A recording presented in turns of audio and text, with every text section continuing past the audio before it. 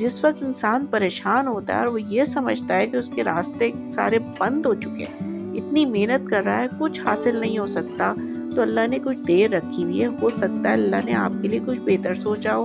اور ایسا ہو کہ انسان جہاں پہ مایوس ہوتا ہے نا، وہاں سے رب کا فیصلہ شروع ہوتا ہے، اور جہاں سے رب کا فیصلہ شروع ہوتا ہے وہاں سے آپ کی کامیابی کا راستہ نکلتا ہے۔ تو آپ نے اس رب کے فیصلے تک، اس کے کن تک یقین رکھنا ہے، یہ آپ نے سمجھ لینا ہے بہت اچھے طریقے سے۔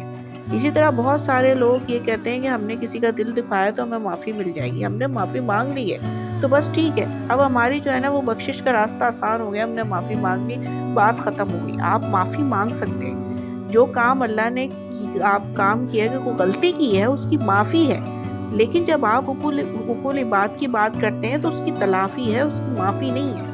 اللہ کہتا ہے کہ حقوق اللہ تو میں شاید معاف کر دوں، لیکن حقوق العباد کی کوئی معافی نہیں۔ جب کبھی آپ نے کسی انسان کا دل دکھایا، اس کو اذیت پہنچائی، ذلیل کرنے کی کوشش کی، بے عزت کرنے کی کوشش کی، یعنی کہ تلافی آپ کی تب تک ممکن ہے جب تک وہ بندہ آپ کو معاف کرے جس کے ساتھ آپ نے غلطی کی ہے، ظلم کیا ہے، زیادتی کی ہے۔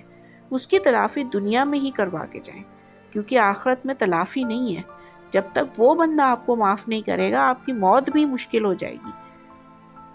یہ سنیے اور سمجھنے کی کوشش کیجئے کہ تلافی ضروری ہے۔ اسی طرح یہ آنسو ضائع نہ کریں، ان آنسوؤں کو سجدے میں لے جائیں، ان آنسوؤں کی قیمت کو سمجھیں۔ اللہ نے ان آنسوؤں کو ایسے نہیں بنایا، یہ آنسو اللہ تعالیٰ کو بہت پسند ہے۔ جب سجدے میں جا کے اللہ کے سامنے گرتے ہیں اور وہاں سے لوگوں کو سزائیں ملتی ہیں تو آپ اس کا اندازہ نہیں کر سکتے۔ اور شاید ایک انسان اس چیز کو نہیں سمجھ سکتا جس کے آنسو سجدے میں جائیں، نماز پر گریں، تو پھر انہوں نے لوگوں کے ساتھ کیا کیا ہوتے دیکھا ہے، تو آپ سمجھ لیں بس فیصلے کہیں اور سے ہو رہے ہیں۔ بندہ کیا کرے، تکلیف میں ایک ہی چیز آپ کے پاس ہوتی ہے اور وہ ہے آنسو۔ کبھی کبھی اندر کی گھٹن اور دماغ اس حد تک تکلیف میں آ جاتا ہے کہ آپ یقین کریں انسان کے پاس رونے کے علاوہ کوئی چارہ ہی نہیں بچتا۔